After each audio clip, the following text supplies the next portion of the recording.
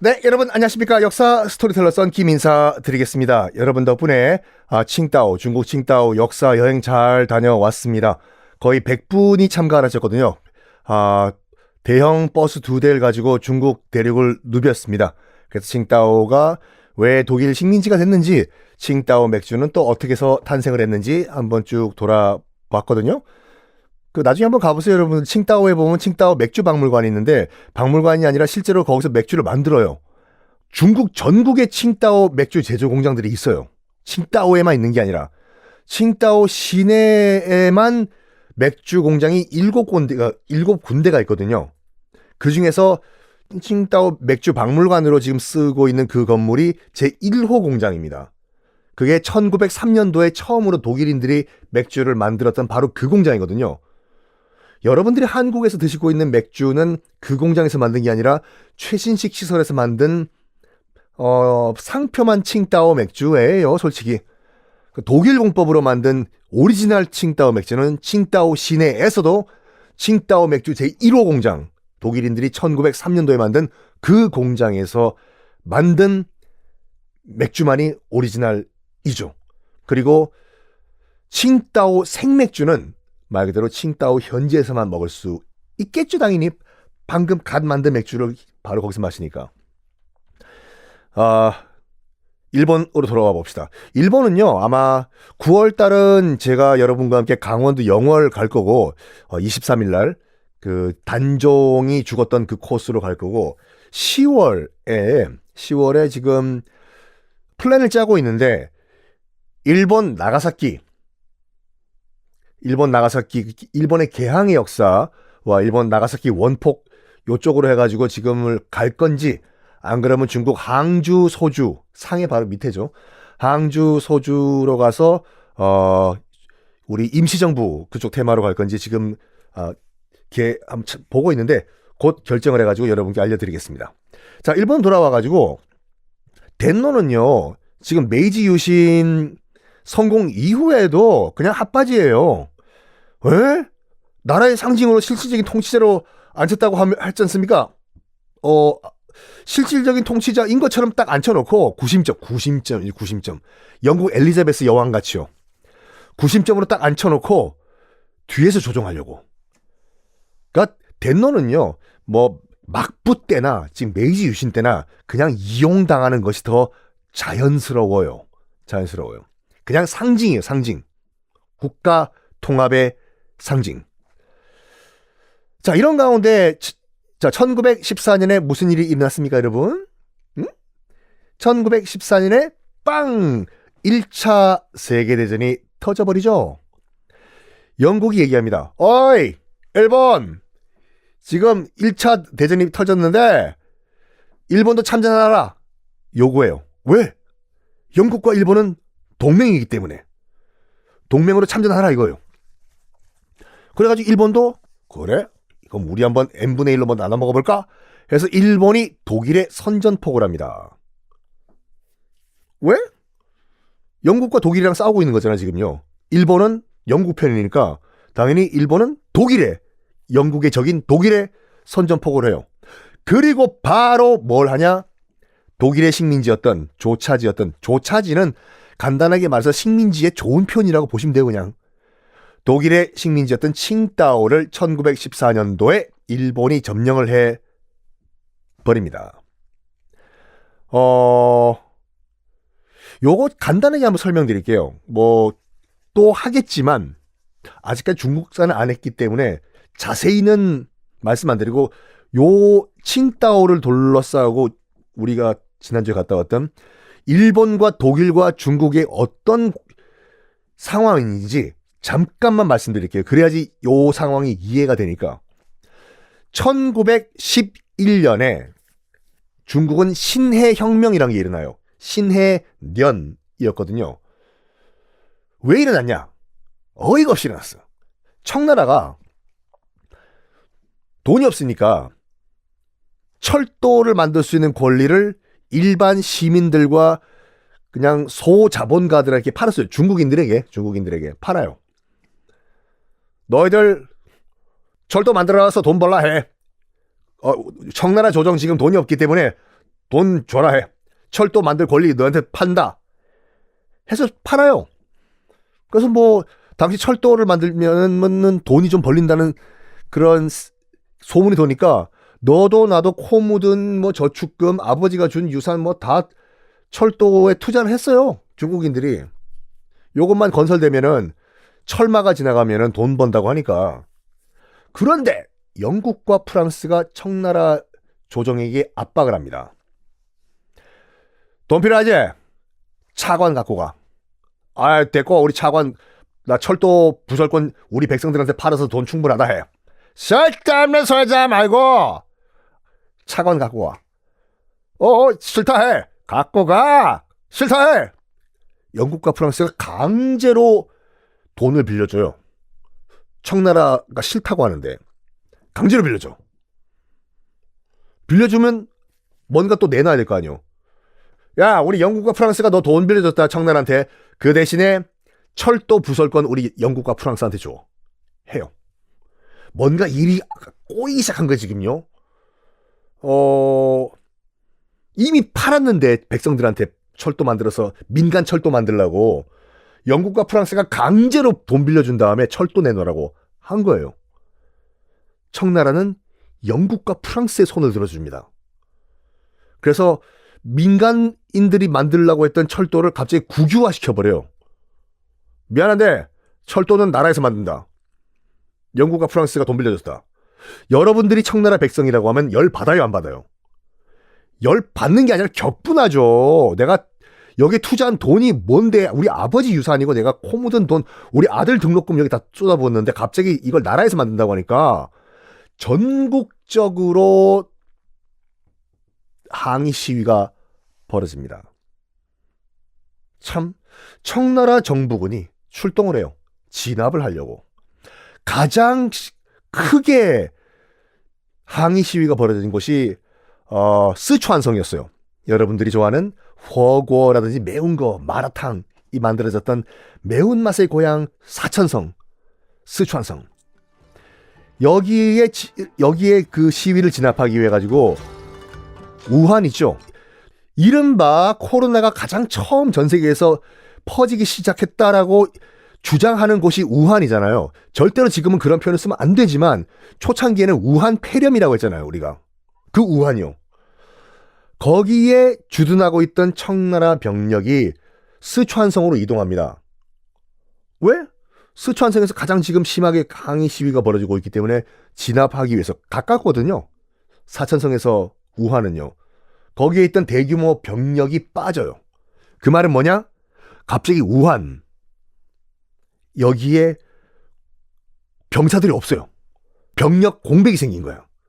이때 이 우한에 주둔하고 있던 젊은 장교들이 청나라 입장에서 봤을 때는 쿠데타, 우리 좋은 쪽 입장에서 봤을 때는 혁명을 일으킵니다. 정부군과 교전을 시작을 해요. 안 되겠다. 이 나라 뒤집어 엎고 끌어내리자 해서 혁명이 시작됩니다. 이게 이른바 신해혁명의 시작이에요. 1911년 10월 10일이었습니다. 쌍십절이라고 해가지고 10월 10일. 요거는 중국과 중화인민공화국과 대만, 자유중국과 두 나라가 공통적으로 국경 일로 기리는 날이에요. 요 날은 신해혁명이 일어난 날이라고 해서 특히 대만 특히 더 중요하게 생각합니다. 쌍십절. 자, 신해혁명은 많은 분들이 그 순원 중국의 국부죠. 순원이 시작을 했다라고 알고 계시는데 아니에요. 이 우한에 있던 젊은 장교들이 시작을 했고 1911년 10월 10일 고해 12월에 두 달 후에 해외에 있던 순원이 귀국을 합니다. 이미 시작된 혁명에 다시 그때 조인을 하는 거예요.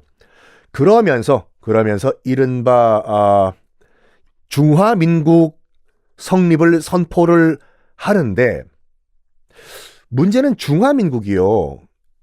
중국 전체를 통일한 것은 아니었어요.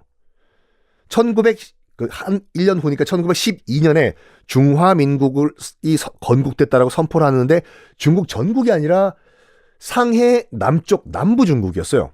수도는 난징, 상해 옆에 있는 남경. 그러면 양쯔강 상해 북쪽은 아직까지 청나라였어요. 베이징을 수도로 하는. 그러니까 중국이 이제 반쪽으로 나눠진 거예요, 지금요. 여기에 순원이요. 그러니까 순원은 한 번도 중화민국의 대총통, 그러니까 대통령이죠. 이 돼본 적이 없습니다. 임시총통이 돼요. 임시총통. 그런 다음에 얘기를 해요. 북쪽에 있는 베이징 정부, 청나라의 당시 실권자가 누구였냐면, 황제는 누구였냐면, 여러분 영화 마지막 황제 보셨듯이 푸이라고 해서 어리버리한 어린애였거든요. 마지막 황제 영화. 안 보신 분은 이번 주에 보세요. 황제는 그 어리버리한 황제고, 실권자는 위안스카이, 우리식 발음으로 하면 원세계, 우리 역사에도 진짜 많이 등장하는 인물이에요. 이모군란 때, 1882년 이모군란 때 청나라 군대와 함께 들어왔던 친구야. 하여간 위안스카이라는 애가 실권을 장악하고 있었어요. 이때 순원, 손문이 아주 큰 정치적 결단을 합니다. 북쪽에 있는 위안스카이한테 딜을 해요. 어이 위안스카이, 네가 지금 산소호흡기 가지고 헐떡헐떡거리고 있는 청나라의 이 마지막 황제의 숨통을 끊어라. 청나라를 멸망시켜라. 그러면 내가 쿨하게 중화민국의 대총통, 그러니까 대통령이죠, 자리를 너한테 넘겨줄게. 어때? 콜? 해요. 여러분 같으면 어떻게 할 겁니까? 위안스카이는 콜 해요. 내가 초대 대통령 하라고? 어이 순원 시시해 해서 위안스카이가, 영화 마지막 황제에 잘 묘사되어 있습니다.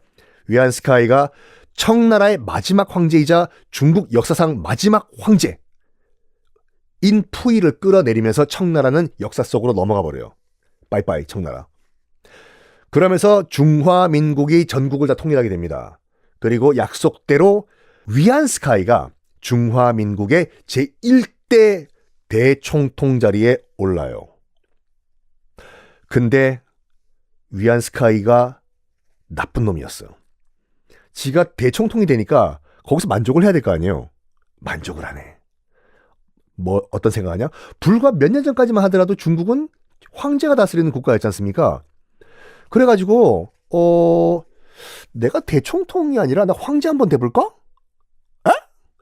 해서 순원파 정치인들을 다 암살하고 죽이고 쫓아낸 다음에 다시 황제 국가를 만들어요. 위안스카이가 중화제국이라고, 자기가 초대 황제. 검색해보시면 당시 즉위식 그 사진도 있어요. 황제가 된 이후에 중국 시민들이 박수를 쳤겠나? 박수! 그치, 황제가 좋아. 아니요. 한번 공화국이란 거에 맛을 들인 중국인들이 전국적으로 위안스카이 물러나라라는 운동을 벌입니다. 심지어 몇 개 성들은요, 몇 개 성들, 그 지방 도시 성들은 독립을 해버려요.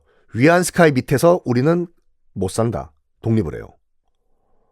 그리고 결정적으로 믿었던, 그러니까 위안스카이가 제일 믿었던 사람이 이제 중국 4천성을 다스리던 총독이었는데 베스트 프렌드였거든요.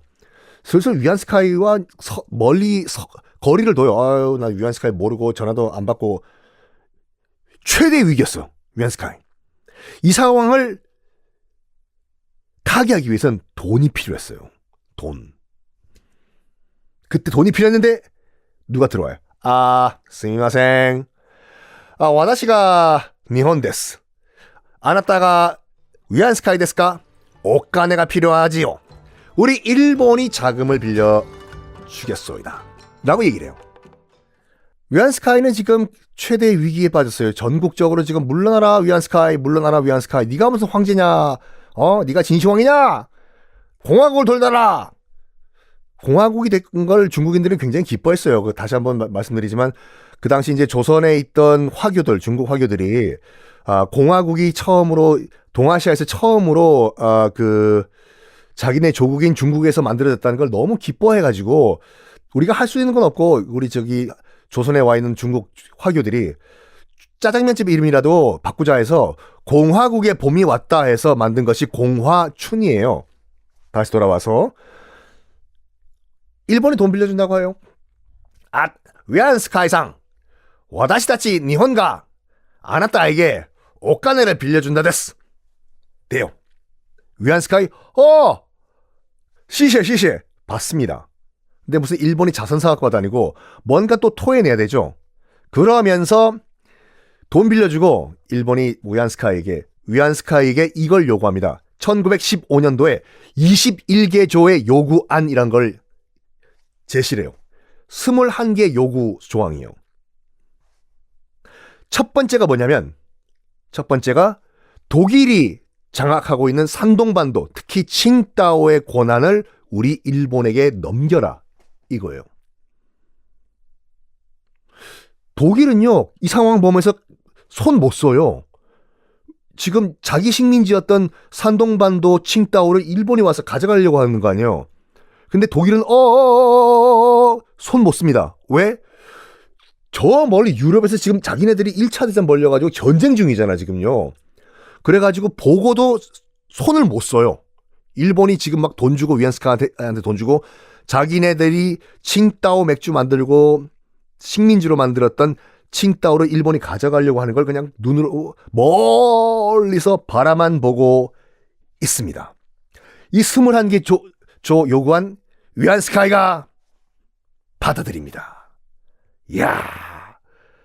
그래서 그때부터 어떻게 보면 칭다오가 또 일본 식민지가 돼요. 일본 식민지가요. 자, 어쨌든 간에 이거는 중국사 할 때 제가 자세히 말씀드리고 1차 대전이요. 1차 대전이 일본에겐 정말 큰 이익을 줬습니다. 일단은 1차 대전에 일본이 참전국이에요. 영국 편, 연합국 편에 들어가지고 참전했습니다. 그런데도 실제로는 실전 참전을 안 했기 때문에 뭐 피해는 없어요. 그쵸? 다 끝났어요. 지금 1918년도에 이제 1차 대전 끝났습니다. 유럽은 구석기 시대로 돌아갔습니다. 프랑스 뭐 말할 것도 없고 독일은 그냥 구석기 시대. 유럽은 박살이 난 반면에 일본은 멀쩡하잖아요. 그쵸? 그래가지고 유럽이 지금 산업 기반 시설이 박살난 이 상황에서 일본 제품, 피해를 전혀 안 받은 일본 제품들이 그냥 날라다닌 거지, 그때. 특히 특히 면직물, 이런 것들. 일본에서 만들어가지고 그냥 전 세계에 갖다 팔았어요, 진짜. 일본이요. 특히 해운업 엄청나게 발전합니다. 세계 3대 해운업 국가로 올라가요. 그거 아세요, 여러분들? 중국도 1차 대전에 참전한 거? 연합군국 측으로? 자, 승전국이 어디입니까? 1차 대전에? 영국, 프랑스, 미국. 그리고 또 승전국은 일본, 중국. 꼭 기억하세요. 이거. 중국도 1차 대전의 승전국이었어요. 여기서 미국의 우주로 윌슨 대통령이 등장을 합니다. 그리고 우리가 국사 시간에 그렇게 외웠던 민족 자결주의 원칙을 미국 윌슨 대통령이 1차 대전 마무리할 때 얘기를 해요. 진짜 어이가 없는 게 제가 어디 가서 이 강의를 했더니 민족 자결 원칙을, 자결을 스스로 목숨을 끊는 걸로 알더라고요. 어린 친구들이. 그 자결은 그 뜻이 아니라 스스로 결정한다가 자결이에요. 자, 민족 자결주의 원칙. 들으면 좋은 것 같죠? 미국은 그렇게 좋은 나라가 아니에요, 여러분. 우즈로 윌슨 대통령이 그 말을 한 이유는 뭐냐면 1차 대전에 진 나라가 어디예요? 당연히 독일, 오스트리아, 그리고 어이없게도 오스만 투르크도 독일 편이었거든요. 승전국에 또 이 나라가 빠졌구만. 러시아는 좀 애매하네요. 왜냐면 1차 대전 하다가 빠져버렸거든. 그 공산혁명이 일어나가지고. 어쨌든 진 나라는 독일, 오스트리아, 오스만 투르크, 그러니까 지금의 튀르키예죠. 요렇게 졌어요. 오스만 투르크가 당시 엄청나게 식민지를 많이 갖고 있었습니다. 지금 중동 대부분이 다 오스만 투르크 식민지였다고 보시면 돼요. 사우디아라비아, 시리아, 요르단 등등등등. 윌슨 대통령이 민족 자결주의 원칙을 이렇게 얘기했어요. 전 세계 식민 지배를 받는 국민들이여 더 이상 식민 지배 받지 말고 스스로 독립하라! 고 얘기한 거예요. 그 얘기를 들었던 일본의 식민 지배를 받았던 우리나라도 감동을 받은 거죠. 와, 미국 대통령 파이팅. 그래, 우리가 식민 지배 받을 필요가 뭐가 있냐? 우리도 민족 자결주의 원칙 독립하자! 그래서 일어난 것이 3.1운동이잖아요. 그런데 미국은 그렇게 착한 나라가 아니라고 강조한 것이 뭐냐면 민족 자결주의 원칙을 얘기한 거는 승전국엔 해당이 없어요. 1차 대전 패전국에만 해당이 돼요. 즉 뭐냐? 전쟁에서 진 독일, 오스트리아, 오스만 투르크 식민지들 너희들 독립하라 이거예요. 아예 그냥 요 진 세 나라 다시 못 일어나게. 앞에 패전국이 괄호치고 요걸 빠진 거예요. 패전국의 식민지 주민 여러분만 독립하세요. 승전국엔 해당 사항 없음이에요. 봐봐요. 일본은 뭐예요? 1차 대전 승전국이에요. 즉 윌슨 대통령의 민족 자결주의 원칙은 조선에는 해당 사항 없음이에요. 그리고 당시 그 독립을 추진하던 나라가 또 있었거든요. 베트남. 베트남은 프랑스 식민지였거든요, 당시. 프랑스는 승전국이죠. 즉 프랑스의 식민지인 베트남도 민족 자결주의 원칙에 해당 사항 없음이에요. 이게 또 어떻게 풀려나갈까? 다음 시간에 공개하겠습니다.